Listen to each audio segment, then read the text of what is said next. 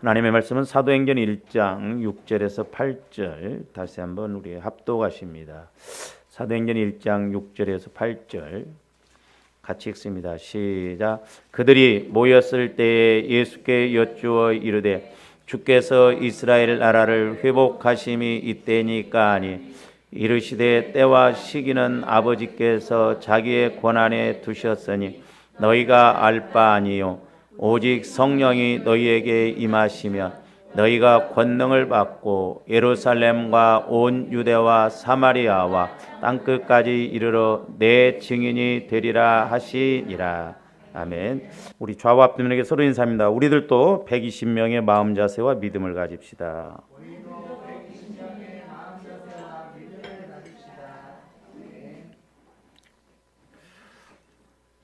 이제 지난 시간에도 말씀을 드렸습니다만은 우리가 이제 사도행전에서 대표적으로 이렇게 복음을 증거하면서 순교하기까지 힘썼던 사람이 바로 이제 스데반 집사입니다.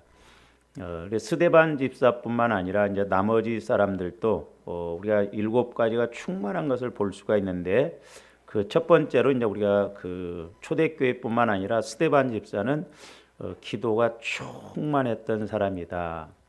오늘날도 이제 저와 여러분들이 무엇보다도 회복해야 할 것이 있다고 한다면 기도 생활입니다. 그래서 우리의 기도가 충만해야 되겠습니다.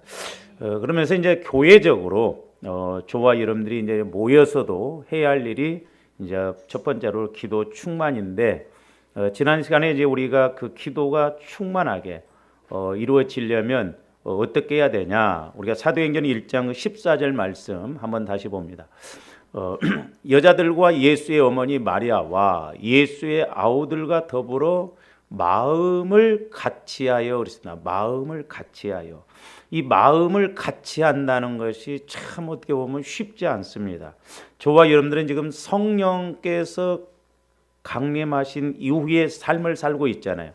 우리는 이제 성령의 다스림을 받고 있는 시대에 살고 있습니다.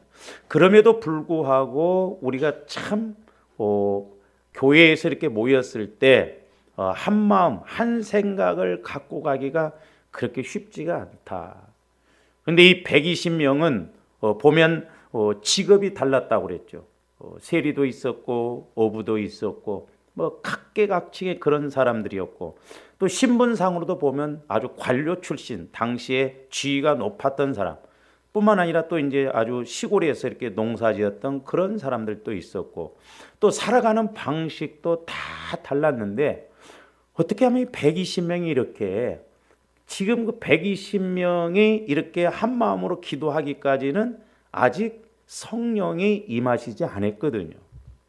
단지 예수님이 아버지께서 약속하신 것을 기다리라 그 말 한마디 그것 붙잡고 한 마음으로 기도한다. 우리가 육신적으로 보면 어렵습니다. 그러니까 120명이 이렇게 한 마음이 되어서 갈 수 있다는 것은 그만큼 그들의 마음에 이런 영적인 연약함, 상처, 쓴뿌리, 죄성이 없었다고 봅니다. 즉 개인적으로는. 그러니까 보세요.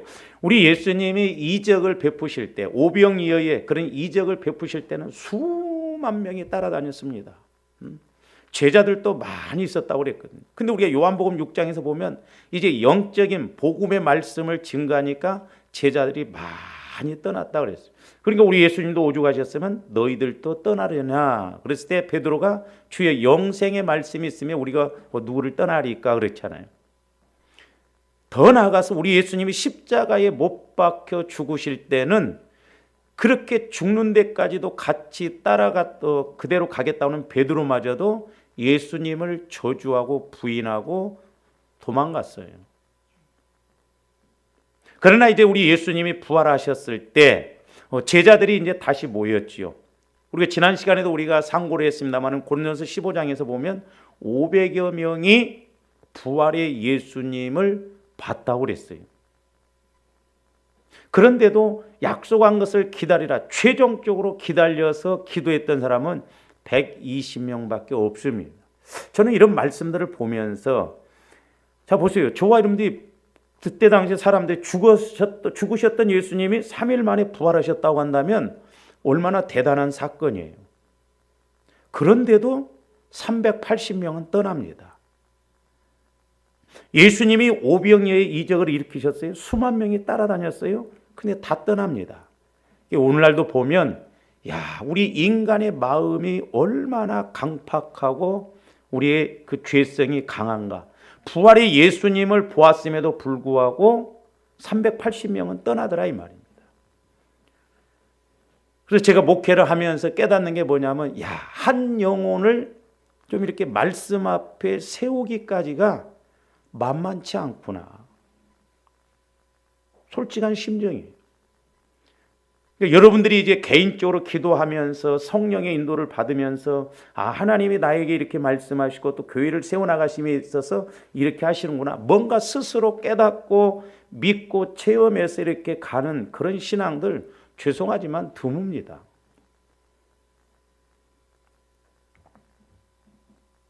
그런데 이 120명은 여러 가지 지금 상황이 어렵잖아요. 왜? 예수를 믿는다고 하면은 지금 죽음을 각오하고 믿어야 되는 상황이거든요. 그런 상황에 있음에도 불구하고 끝까지 예수님 말씀을 붙들고 마가다락방에서 지금 숨어서 기도하고 그러잖아요. 저 개인적으로 이 사람들은 성령이 임하시지 않아도 진짜 잘 믿을 사람이구나. 이런 생각을 가져봅니다. 물론 이제 저와 여러분들이 신앙생활하면서 성령의 역사가 아니고는 우리가 이런 믿음을 가질 수가 없는데 어쨌든 그러나 우리는 성령의 인도를 받으면 이 사람들보다도 우리가 더 큰 일도 이렇게 할 줄로 믿습니다. 그래서 이제 우리가 교회 생활을 하면서 한 마음 가지고 같은 마음을 가지고 가는 것이 중요하다. 그래서 이제 그 같은 마음, 한 마음을 가지려면 부모의 마음을 가져야 된다고 그랬죠, 지난번에. 부모의 마음. 부모 입장에서는 자식이 아무리 잘못해도 그래도 또 용서가 되고 때로는 받아주고 그래서 자식이 이길 부모가 없다고 그랬잖아요. 신앙생활도 우리가 그 마음을 하나 가져야 되겠더라. 또 하나는 뭐냐면 나중에 말씀드리면 종의 마음이에요. 종의 마음. 그 말씀은 이제 뒤에서 말씀을 드리기로 하고 그러면 이제 이 120명이 마음을 같이 하여서 뭘 했느냐. 우리가 저 1장 14절에 보면 오로지 기도에 힘쓰더라 그랬어요. 120명이 한 마음이 되어서 오로지, 오로지라는 말은 전혀, 그전 성경에는 오직 이렇게 말했죠. 오직 기도에 힘썼다. 그래서 오직, 오로지, 전혀 같은 말인데 이 말은 뭐냐? 오로지 기도에 힘쓰니라 이 말은 꾸준히 집착하다 그런 말이에요. 꾸준히. 그러니까 저와 여러분들의 기도가 꾸준해야 될 줄로 믿습니다. 꾸준해야 돼요. 다른 것은 우리가 집착을 그렇게 잘하면서 하나님과의 관계에서는 왜 집착이 그렇게 잘 안 되는가? 그래서 꾸준히 집착하다라는 것이 오로지 기도하다, 오직 기도하다, 전혀 기도하다 그런 의미거든요. 그러니까 이때 120명은 기도를 아주 오직 기도하는데 열성적으로 그렇게 기도를 했다 이 말입니다. 저와 여러분들의 환경이 살아나려면, 저와 여러분들의 환경이 바뀌어지려면 우리의 기도가 살아나야 되겠습니다. 기도가 죽으면 신앙도 다 죽고 환경도 다 죽고 다 죽습니다. 그러니까 마귀가 개인이 됐든 교회가 됐든 신앙이 병들게 하고 환경적으로 힘들게 하는 첫 번째 딱 코스가 뭐냐면 기도 못하게 해요.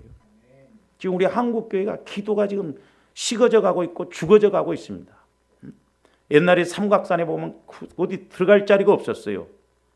지금은 기도 안 합니다. 먹고 살만하니까 기도들 그렇게 애타지게 안 해요. 그러니까 기도가 병들면, 기도가 죽으면 개인 신앙 100% 죽습니다. 예배 100% 죽습니다. 힘들어요. 그러니까 저도 기도해 보면 옛날 같지가 않아요. 기도하기가 너무 힘듭니다. 이 영적인 걸 치고 나가기가 너무 힘들어요. 며칠만 기도 안 해도 무뎌져 버려요, 영적으로.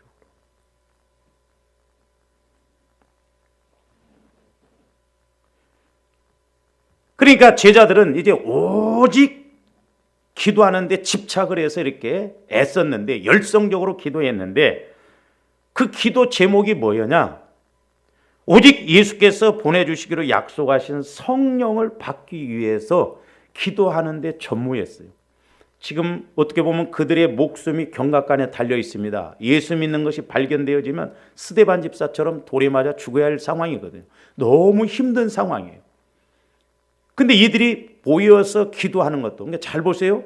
한 마음 갖는 것도 참 어려운데 이 기도도 한 제목을 갖고 기도한다는 거 쉽지 않거든요. 우리 이 두 가지를 잘 의미를 알아야 되겠더라. 그러니까 오직 모여서 120명이 끊임없이 이렇게 열성적으로 기도한 건 뭐냐면 성령을 보내달라는 거죠.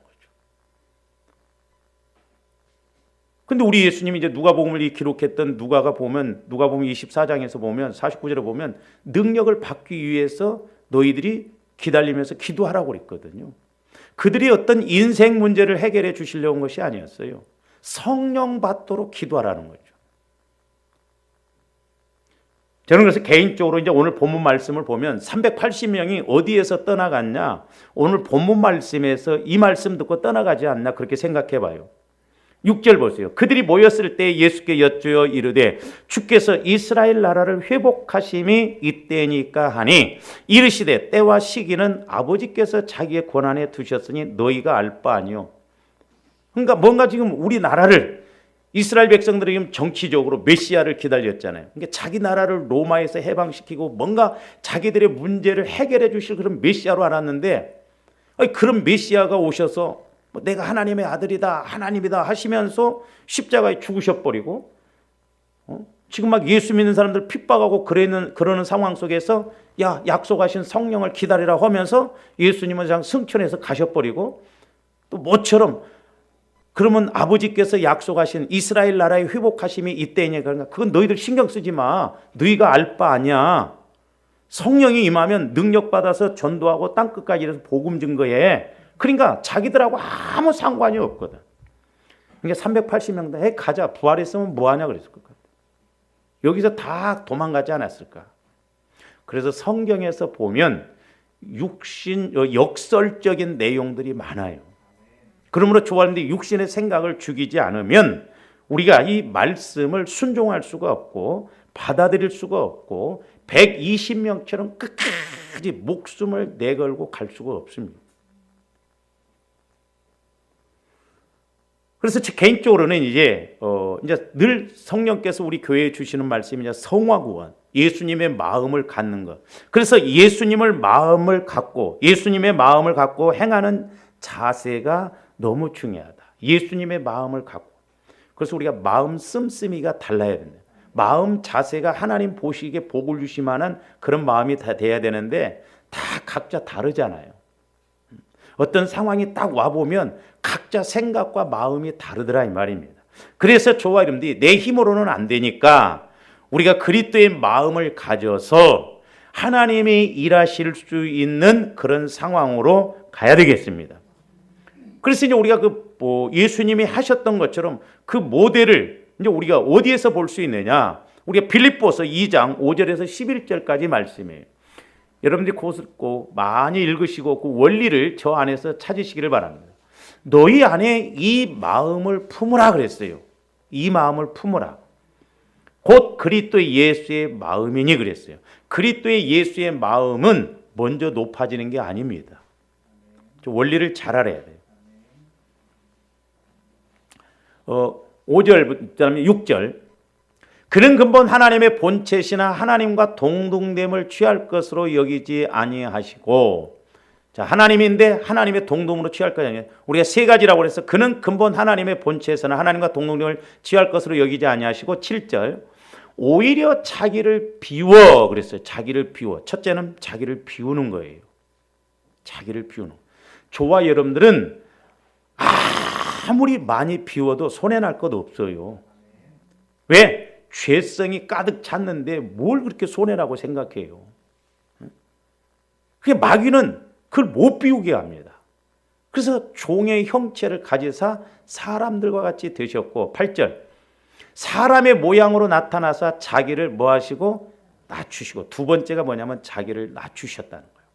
자기를 낮추시고 하나님이신데 사람의 모습을 입고 낮아졌다. 이거 쉽지 않아요.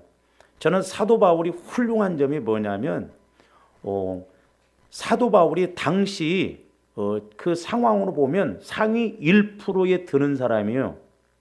그런 사람이 그리스도의 사람을 얻기 위해서 저 밑에까지 내려가서 자기하고 수준이 전혀 안 맞는 사람이라 할지라도 그 사람과 동일하게 할 수 있다는 것 그거 쉽지 않습니다. 뭐 우리는 교만해가지고 뭐 아파트 큰 평수 적은 평수 뭐 나누면서 뭐 구역 예배도 또 드린다고 하는데 그게 성도냐고. 그런 사람들이 속된 말로 개뿔 따부지. 응? 무슨 전라도 사람 뭐 경상도 사람 그런 건 나누고 그러냐 이 말이죠. 응? 전혀 영적인 걸 모르니까 그렇다. 응? 평수가 안 맞아서 같이 예배 못 드리겠다고 입을 그냥. 그 예수님은 그러면 저렇게 된 것은 왜 그러냐 이 말이에요. 예수님은 저 속된 말로 병신이요? 예?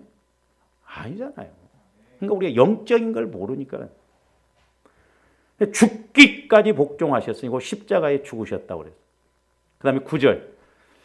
자, 보세요. 그러니까 예수님의 마음을 가지면 이따 뒤에 이제 제가 조금 이렇게 이제 그걸 정리를 해서 그랬는데 그리고 이러므로 하나님이 그를 지극히 높여 모든 이름에 뛰어난 이름을 주사 10절 하늘에 있는 자들과 땅에 있는 자들과 땅 아래에 있는 자들로 모든 무릎을 예수의 이름에 꿇게 하시고 11절 모든 입으로 예수 그리스도를 주라 시인하여 하나님 아버지께 영광을 돌리게 하셨느니라는데 저것을 이제 제가 좀 도표로 쉽게 여러분들 이해하도록 그렸어요. 한번 보셔요.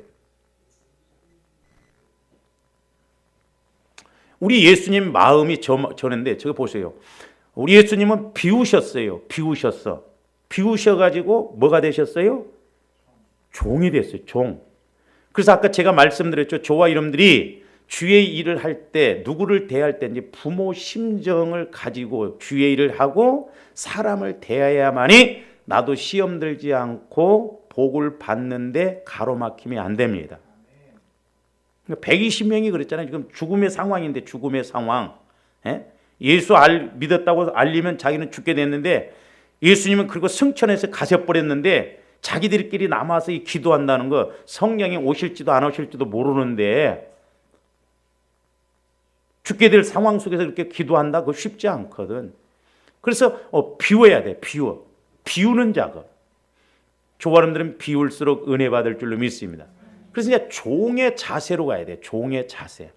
그래서 우리가 성령과의 관계는 내가 종의 자세로 나가야 된다고 그랬죠. 예수님과의 관계는 우리가 수요일 날도 말씀드렸듯이 친구 관계. 이제 신랑 신부 관계로 가야 되고. 그다음에 이제 하나님과의 관계는 상속자의 관계, 아들과의 관계라고 그랬죠. 그래서 이제 우리가 마음 자세가 중요한데 저기 보니까 우리 예수님이 비우시고 낮추시고 죽으셨어요. 그러니까 종으로 오셨고 하나님이 어떻게 육신의 몸을 입고 사람이 돼요. 그것만 해도 어마어마한 비하거든요. 비하. 근데 마귀는 오늘날 낮아지려고 합니까? 저를 비롯해서 저와 여러분들 오늘날 우리 예수 믿는 사람들 저게 안 되는 게 뭐냐면 자존심과 감정입니다. 여러분들이 그걸 가지고 기도해 보세요. 하나님 내가 왜 복을 못 받습니까? 뭐 죄성 상처 쓴뿌리 있는데 그 다 제껴놓고 통틀어서 나면 네 자존심 때문에 네가 복을 못 받는. 저도 그렇게 생각해요. 알량한 자존심 때문에 하나님이 예비하신 큰 은혜를 우리가 못 누린다 이 말이에요. 그러니까 이제 비워서 종까지는 그 과정이에요. 근데 결과는 보시죠. 결과는 뭐예요? 뛰어난 이름을 주셨다. 예수라고 하는 뛰어난 이름. 종으로 내려오셨는데 오히려 하나님은 부활시키셔서 역전시키셔서 뛰어난 이름을 주셨다 이 말이에요. 두 번째로는 지극히 높으셨다는 건 최고로 높이셨어요. 최고로. 그리고 예수의 이름에 모든 사람들의 무릎이 다 꿇게 하셨다 이 말이에요. 그래서 예수를 주라 시인하도록. 그 예수님이 내 안에 와 계십니다. 그래서 종국적으로 저와님들 저런 과정을 행해서 나가면 내 믿음을 통해서 전도할 때 내 안에 계신 예수 그리스도를 믿을 수 있도록 주라 시인할 수 있도록 우리도 그런 권세, 그런 은혜를 받을 줄로 믿습니다. 여러분들이 저걸 꼭 기억하시고 우리가 저대로 한번 좀 해봐라. 근데 자 보세요. 이제 종에 관해서 이제 제가 수요일 날도 이렇게 말씀을 드리고 그랬습니다만은 종은 자기 권리가 없습니다. 자기 권리가 없어요. 그리고 자기 의지가 없어요. 당시 노예제도에 있어서 그 종은 파리 목숨이에요. 주인이 죽일 수도 있었어요. 그리고 자기 재산이 없어요. 그래서 원래 겸손이라고 하는 단어는 노예에서 나오는 단어예요. 그러니까 사람들이 겸손해지지 않도록 합니다. 그러니까 저것을 세 가지로 딱 요약해 본다면 겸손, 희생, 사랑이에요. 그러니까 신앙생활 오늘날 교회가 가면 갈수록 모든 사람들이 희생, 겸손, 희생, 사랑 안 하려고 합니다. 그러니까 어떻게 보면 하나님이 저 뛰어난 이름 최고로 높이신 예수의 이름 앞에 무릎을 꿇게 하는 것, 이런 현장이 우리에게 안 나타나지 않는가.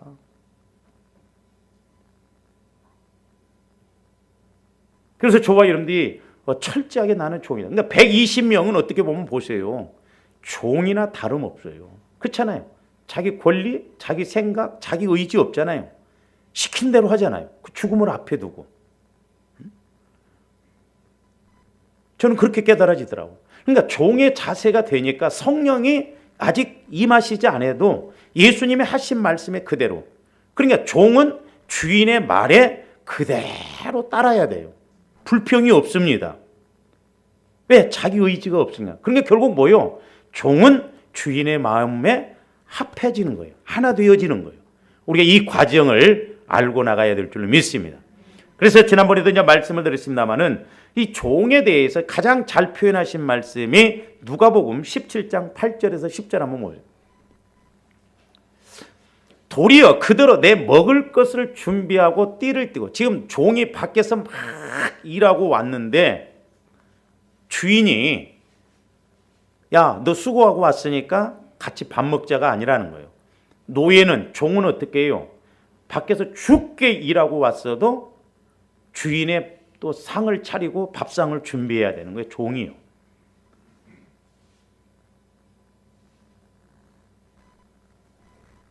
제가 어제도 이제 이렇게 모두 밖에 나가서 전도를 하고 오는데 감동이 오면서 제 마음에 깨달음이 와지는 것이 딱 하나가 있어요. 아, 우리가 주님을 위해서 시간을, 마음을, 희생을 드리는 그 단계까지 갈 때 하나님이 역사하시는구나. 할렐루야. 그러니까 저와 여러분들이 쉬어야 돼. 여러분들이 어디를 가야 돼.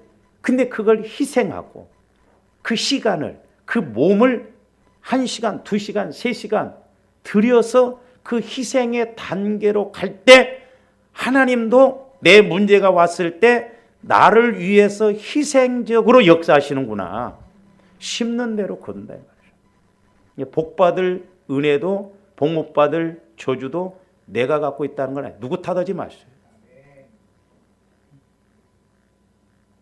성도들이 떠날 때 보면 최종적으로 목회자 탓, 교회 탓합니다.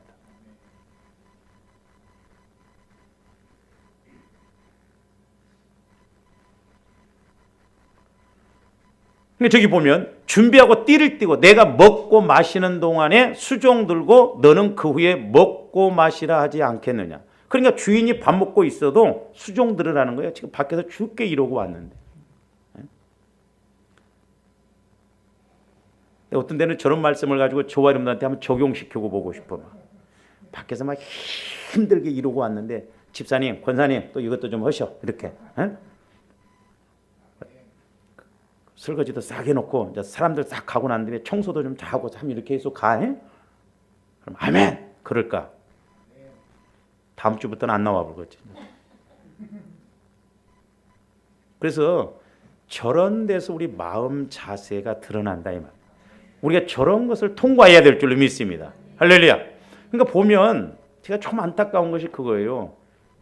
제가 합리화시키려는 게 아니라 우리 성도들도 그 고비를 좀 넘겼으면 좋겠는데 이제 한 1, 2년만 참았으면 좋겠는데 뭔가 이제 되겠구나. 그런데 마귀가 미리 역사를 해버리더라고. 이제 조금만 더. 그러니까 여러분들이 어떤 헌신도 이것도 힘들더라도 조금만 더 참고 그 고비를 넘으면 될 것 같은데, 이제 임계치 양이 채워지면 될 것 같은데 마귀는 거기서 그걸 못하게 하더라고. 너무 안타까워. 9절. 명한 대로 하였다고 종에게 감사하겠느냐? 종은 당연한 거예요. 그러니까 저와 여러분들이 어떻게 보면 종의 자세로 한다고 한다면 원망이 나오겠어요? 불평이 나오겠어요? 안 나오겠죠. 그렇잖아요. 내가 하나님 일 하는데 하나님은 결국 나에게 복을 주시고자 하는데. 9절 보세요. 9절 없어요? 이와 같이 너희도 명령받은 것을 다 행한 후에 이르기를 우리는 무익한 종이라 우리의 하여야 할 일을 한 것뿐이라. 저기서 보면 그러니까 겸손과 헌신을 말하는 게 종의 그 노예들에 있어서. 그러면 하나님이 그래 당연해 네가 그렇게 했으니까 뭐 그렇게 해야지 합니까? 아니에요. 아까 우리 예수님의 결과론을 봤잖아요. 30배, 60배, 100배의 복을 주시는 하나님이신 것을 알 수 있습니다. 그러니까 우리가 늘 우리 신앙생활함에 있어서는 종의 자세로, 종의 자세. 손해 아니라니까요. 마귀는 그런데 그걸 손해라고 생각합니다. 그러니까 보세요. 우리가 역설적으로 본다면 손해가, 그러니까 조합대 주의 일을 하면, 그럼 우리 목사님들도 내가 이렇게 겪어보면 그래요. 손해라고 생각해요. 근데 손해가 나는, 현실적으로 보면 손해가 나. 그렇잖아요. 근데 결과적으로는 손해가 아닙니다. 저와 여러분들이 주의 일을 하려면 힘들어요. 힘든 건 사실입니다. 그런데 나중에 가서 보면 힘든 것이 아니요.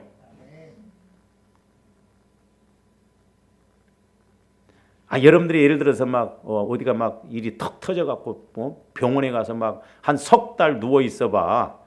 돈은 돈대로 들어가고. 그러면 1년 내가 아니라 몇 년 봉사할 것도 다 들어가 버려. 근데 우리가 그걸 모르더라고. 우선 먹기는 곶감이 단 것 같지만 아니에요. 우리가 장래 일을 그걸 알고 가야 된다 이 말이죠. 그러니까 주님과의 관계에서 힘든 건 나중에 차라리 유익이라도 있죠. 근데 내가 그런 관계가 안 이루어지면 나중에 어떤 문제가 터지면 육신적으로, 시간적으로, 물질적으로 몇 배를 더 손해봐 버리잖아요. 그리고 어떤 문제가 온다 할지라도 그 문제를 잘 해결해 나가는, 빨리 해결해 나가는, 그게 은혜잖아요. 우리가 문제 안 만날 수가 없잖아요. 그러니까 우리가 분명히 예수님 안에서 이렇게 가면 망하는 것 같지만 안 망합니다. 근데 안 망하는 것 같은데 망해. 그건 하나님과의 관계에서 그렇다 이 말이죠. 여러분들 옛날에 그 안희숙 사모님이 책 쓴 제목 아시죠? 죽어요? 그런데 안 죽어요. 그 명답이에요. 주의 일을 하다 보면 내가 죽는 것 같고 힘들고 어렵고 손해인 것 같고 그런데 아니다 이 말입니다. 그럼 오히려 왜 그래요? 아까 120명은 왜 끝까지 그렇게 갔냐 이 말입니다. 오늘날도 어떻게 보면 똑같은 말씀을 받고도 왜 우리가 이렇게 다르냐 이 말이죠. 그래서 바로 저와 여러분들의 마음의 상처, 쓴뿌리, 죄성 때문에 그런 거예요. 그러니까 사실 어떻게 보면 내 안에 있는 쓴뿌리, 죄성, 상처 때문에 망하고 힘든 거예요. 왜? 마귀는 결국 그렇게 해서 하나님의 말씀을 말씀으로 가지지 못하기 때문에 그렇다 이 말이에요. 자, 창세기 3장 10절에서 12절. 올해도 이제 수련회를 가면 지난번에 우리가 창세기 저는 이제 창세기 3장을 통해서 영적인 원리를 많이 깨달았어요. 그래서 창세기 1장부터 12장까지만 여러분들이 완벽하게 우리 하나님 말씀은 완전하게 알 수 없지만 창세기 12장까지만 제대로 안다고 할지라도 성경 66권을 다 해석할 수가 있어요. 오늘 아침에도 제가 기도하면서 창세기 3장 10절 말씀, 이르되 내가 동산에서 하나님의 소리를 듣고, 잘 보세요. 우리가 하나님께서 분명히 조함되게 했던 성령께서 감동을 주시고 성령께서 말씀을 주시죠.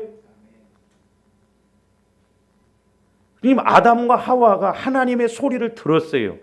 근데 지금 그 영혼이 죽어버리니까 제일 먼저 딱 꺼내는 게 뭐냐면 벗었음으로예요. 육신적인 것입니다. 육신적인 문제. 그리고 보세요. 그러니까 우리가 영적인 것, 이게 처리가 안 되어지면 제일 먼저 눈에 들어온 게 뭐냐면, 제일 먼저 보게 되는 게 뭐냐면 육신적인 거예요. 그래서 저 말씀을 이제 요한일서 2장에 가서 보면 육신의 정욕 그랬잖아요. 육신의 정욕. 그러니까 제일 먼저 육신적인 걸 생각합니다. 이렇게 하면 힘들까? 이렇게 하면 어려울까? 이렇게 하면 손해가 날까? 육신적인 계산이 이렇게 먼저 쓰는 거예요. 그러니까 지금 영혼이 죽어버리니까 지금 제대로 고백을 못해요. 제가 말씀드렸죠. 내가 벗었음으로가 아니에요. 두려워했다 이 말은 인격적인 것이고, 숨었나이다 이건 사실적. 그러니까 마귀는 영적인 문제를 싹 원인을 빼버리고 육신적이고 인격적이고 사실적인 것만 말해요. 나중에 제가 한번 설교를 더 하려고 언젠가 했는데, 저 말씀을 정확하게 말하면, 저기서 보세요. 오늘 아침에도 제가 이제 몰랐던 걸 깨달았는데, 저기 보면 내가가 나옵니다. 내가 주어요. 그러니까 조함대 하나님 앞에 관계 보면 뭐든지 내가 나오죠. 그러니까 물어볼 필요가 없어요. 내 생각과 내 주장을 앞장 세우면 뻔을 뻔짜예요. 그게 자기는 옳다고 생각하니까, 그게 맞다고 생각하니까. 그래서 제가 저것을 정확하게 이렇게 기록을 한다고 한다면 내가가 아니죠. 하나님께서 따먹지 말라고 하는 선악과를 내가 따먹었으므로 죄를 범하여 두려워하여 숨었나이다. 영적인 것, 인격적인 것, 육신적인 것, 사실적인 걸 다 나간다. 우리가 저기에서 해답을 찾아가야 된다.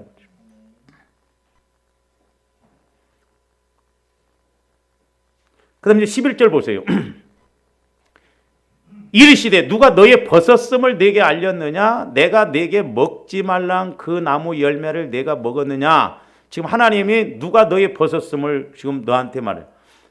창세기 2장 25절에 보면 아담과 하와가 벌거벗었으나 부끄러워하지 아니했다 그랬거든요. 벌거벗어도 부끄러우지 않았다고 그랬어요. 근데 아담과 하와는 벗었음으로 두렵다고 그래요. 여러분들이 부끄러워서 옷 입지 두려워서 옷 입어요? 그러니까 우리가 영적인 이 원리를 잘 알아야 돼요. 순서를. 그게 지금 하나님은 네 영적, 네가 어디에 있느냐 했을 때 지금 찾아오셨거든요. 그 원인을 정확하게 알고 고백을 해야 됩니다. 그러니까 우리 하나님도 지금 네 벗었음을 누가 그랬느냐? 마귀가 그랬다 이 말이 마귀. 근데 아담은 그렇게 말 안 합니다. 참 이 부부간에도 그렇고요. 누구나 성도와 목회자와의 관계도 그렇고 이런 부분들이 해소가 안 되면 자기 생각대로 가요. 12절 보세요. 아담이 이르되 하나님이 주셔서, 언제는 뭐 뼈 중에 뼈죠, 살 중에 살이라고 하는 것이 왜 따먹고 그렇게 됐냐니까 하나님이 하와를 주셔서 말이야 내가 그렇게 됐다는 거예요. 내가 먹었나이다. 그러니까 저게 자존심이에요. 자존심. 그러니까 여러분들이 상처가 많을수록 우리가 자존심이 강합니다. 여러분들이 좀 그런 것을 가지고 기도를 해보세요. 그 밑에 그거 갖고 가면 하나님이 일 못 하신다니까요. 그거 처리해야 돼요. 그리고 감정으로 대합니다. 감정. 그 핑계와 이유를 대잖아요. 그러니까 500명이 부활의 예수님을 봤음에도 불구하고 380명은 그 안에 이런 상처, 쓴뿌리, 죄성이 있기 때문에 부활하시면 뭐하냐? 그리고 뭐 성령을 보내주신다고 하는데 그거 어떻게 믿냐? 그러니까 380명은 떠난 거예요. 그래서 이제 저와 여러분들 해야 할 일이 뭐냐? 오직 기도에 힘써야 될 줄로 믿습니다. 기도해야 돼, 기도. 간국 기도라도 좀 우리가 많이 해야 되는데 간국 기도도 안 하잖아요.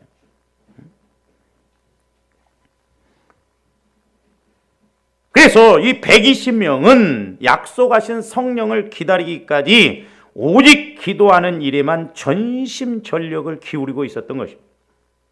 자, 이러한 표현을 통하여서 누가는 예수님의 승천 이후에 사도들에 의해서 설립된 예루살렘 초대교회의 형성 과정의 그런 원동력과 그들이 강력한 파워를 가질 수 있었던 원인을 명쾌하게 밝힌다 이 말입니다. 기도해야 뭐가 돼도 된다는 것이죠. 그리고 8절 너희에게 성령이 오직 너희에게 임하시면 권능, 이건 두나미스 그런 말입니다. 영어로 다이나마이트예요. 다이나마이트. 폭발적인 그런 힘이 있다 이 말.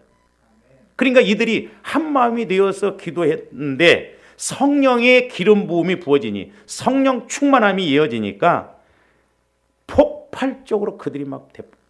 근데 참 신기한 건 120명이 오늘날 우리가 교회에서 한 마음으로 기도할 때 누구는 은혜 받고 누구는 깨닫고 그런데 이 120명은 다 똑같이 한꺼번에 성령 충만을 받았어요.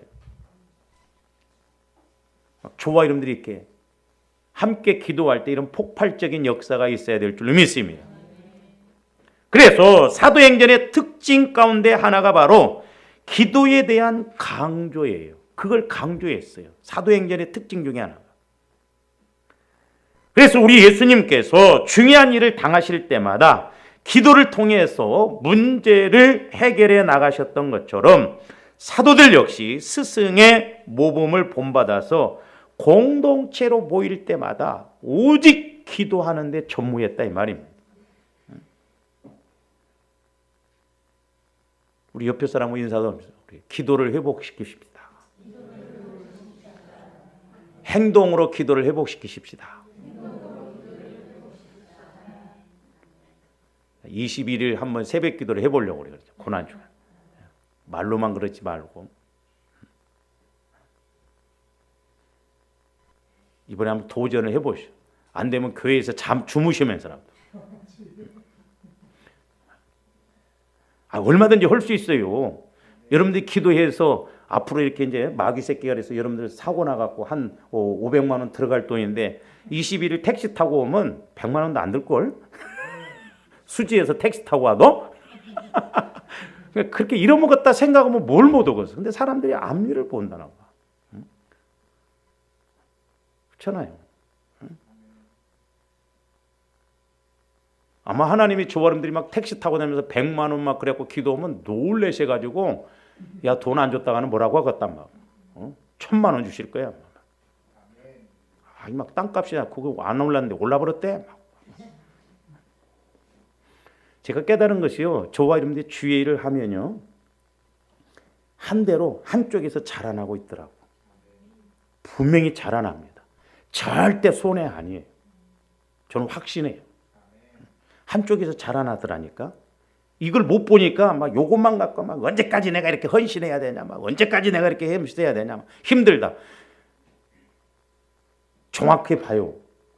그래도 그만큼 하니까 그만큼 온 거예요. 옛날에 우리 이제 동기 목사님이 이제 우리 목회자들이 막 아이고 그 목사님 금식을 뭐 40일 금식을 2번 했대. 근데 뭐 변화된 것도 없대요. 그래서 내가 그래도 40일 금식하니까 그만한 거요. 그나마 저한테 요만큼 온 것도 그나마 그렇게 하니까 온 거요.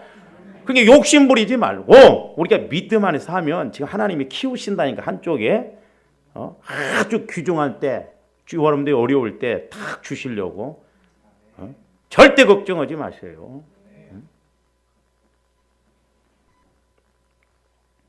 자, 사도행전 2장 42절 한번 봅니다.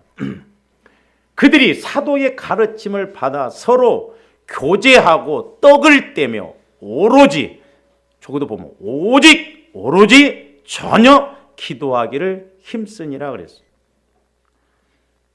그러니까 저와 여러분들이 기도할 때 꼭 하셔야 할 것이 하나가 뭐냐면, 저도 문제 중에 하나가 뭐냐면, 기도할 때 집중력을 갖고 기도를 못하게 해요, 마귀가. 숙제예요. 어떤 때는 막 내가 집중력을 갖고 기도를 해야지. 그런데도 딴 생각이 있다고 와버려요. 얼마나 그게 힘든지 몰라요. 그러니까 조합들이 오직 전혀 기도하는데 우리가 힘써서 기도하면요, 뭐가 돼도 될 것입니다. 할렐루야. 그러니까 원리를 알고 보혈을 적용하면서 그러면 막 기도하는데 힘을 쓰면 분명히 성령께서 역사하실 거예요. 그리고 이 사람들은 정규적인 기도 시간을 가졌습니다. 사도행전 3장 1절도 보세요. 제9시 기도 시간에, 이제 사도행전에서 말하는 시간대는 히브리 시간입니다. 저 9시라고 하는 것은 저기에다 이제 6시간을 더하면 오늘날 우리 시간이에요. 그러니까 저들은 하루 3번 기도했는데 3시에, 6시에, 9시에 그랬어요. 369, 369. 그 지금 오늘날 태양력으로 말하면 오전 9시에, 그리고 12시에, 오후 3시에. 그 이슬람 사람들은 하루 5번씩 하잖아요. 5번씩. 아니, 잘못된 사람들도, 이단들도 그렇게 5번씩 하는데 조화점들은 한 번도 안 해. 저도 이렇게 힘들지만 새벽에 하고 저녁 기도하고 그러니까 너무 좋더라고. 너무 좋아요. 불이 꺼지려면 불이 붙고. 그러니까 기도하는데 저렇게 초점을 맞춘 것을 알 수 있습니다. 그리고 말씀과 기도에 전무했는데 사도행전 6장 4절도 봅니다. 우리는 오직이에요. 전혀 기도하는 일과 말씀 사역에 힘쓰리라 하니. 저도 이렇게 이제 새벽 기도를 마치고 집에를 바로 안 가고 이제 목양실로 갑니다. 오늘 같은 경우도 이제 새벽 기도를 하고 목양실로 가서 한 7시 이제 40분, 50분까지 이렇게 딱 집중력을 갖고 이렇게 하면 얼마나 좋은지 몰라요. 어떤 애 말씀이 막 쏙쏙 들어요. 오늘 아까 창세기 3장이라든지 이런 말씀도 내 안에서 성령께서 이렇게 조명을 해주시죠. 조용한 시간에.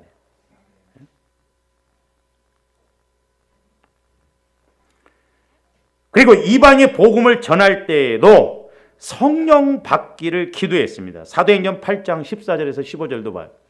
예루살렘에 있는 사도들이 사마리아도 하나님의 말씀을 받았다함을 듣고 베드로와 요한을 보내매 15절 그들이 내려가서 그들을 위하여 못 받기를 성령 받기를. 그러니까 저와 여러분들이 기도하시되 그래서 제가 그 2918 기도를 만들었어요. 이번에 또 하나. 그 도표가 삼각형을 9개 해가지고 개인 기도, 중복 기도 그래서 이렇게 그림을 그렸거든요. 그래서 딱 이렇게 보니까 2918이더라고. 그것은 내가 나중에 성령 받기를 위해서 해결해 주세요. 그건 사실 어떻게 보면 하나님이 우리에게 결과적으로 주실 거예요. 저절로 될 것을 위해서 우리가 자꾸 그렇게 하지 말고 내가 하나님과의 관계. 그래서 내가 회개하고 이제 성령 충만에 대해서도 우리가 제가 말씀을 드리겠습니다만 우리가 성령 충만에 대한 본질도 잘 몰라요. 사실 초대교회는 기도로 시작해서 기도로 끝냈습니다. 모든 일에 기도로 사역을 이렇게 감당했던 것을 볼 수가 있는데 사도행전 10장 1절에서 2절도 보세요. 가이사라에 고넬료라는 사람이 있으니 이달리아 부데라 하는 군대의 백부장이라. 2절 그가 경건하여 온 지방과 더불어 하나님을 경외하며 백성을 많이 구제하고 하나님께 항상 잡으세요. 구제 그러니까 이 은혜 받는 것하고 물질적인 것 같이 가요. 우리가 이런 원리를 좀 잘 알아야 됩니다. 그 다음에 31절 한번 봅니다. 말하되 고넬료야 하나님께서 지금 하나님이 내 기도를 들으시고 내 구제를 기억하셨어요. 다윗은 구제를 많이 해서 죽었다가 살아났어요. 그 선행을 보고 공짜 없습니다. 구제가 결국 죽음을 해결해 주시잖아요. 그러니까 기도와 이런 것들은 핵심적인 거예요. 그 다음에 사도행전 11장 5절도 봅니다. 이르되 내가 욥바시에서 기도할 때 황홀한 중에 환상을 보니 그 보자기 같은 그릇이 내 귀에 매여 하늘로부터 내려 내 앞에까지 들어. 그러니까 기도하면 우리가 신비적인 것, 영적 세계를 체험할 수 있다면. 그러니까 우리가 육신적으로 간국 기도만 하니까 그래요. 보혈을 의지해서 성령을 의지하면 분명히 말씀이 체험되어지는 은혜가 있을 줄로 믿습니다. 사도행전 12장 11절 12절을 보세요. 베드로가 옥에 갇혔을 때 이에 베드로가 정신이 들어 이르되 내가 이제야 참으로 주께서 그의 천사를 보내어 나를 헤롯의 손과 유대 백성의 모든 기대에서 벗어나게 하신 줄을 알겠노라. 12절 깨닫고 마가라는 요한의 어머니 마리아의 집에 가니 여러 사람이 거기에 모여 뭐하고 기도하고. 중복 기도가 또 중요한 거예요. 그래서 298 속에 중복 기도가 들어가 있어요. 중복 기도가 너무너무 중요해요. 그 다음에 사도행전 13장 1절에서 3절도 보세요. 안디옥 교회에 선지자들과 교사들이 있으니 곧 바나바와 니게르라는 시몬과 구레네 사람 루기오와 분봉왕 헤롯의 젖동생 마나엔과 및 사울이라. 2절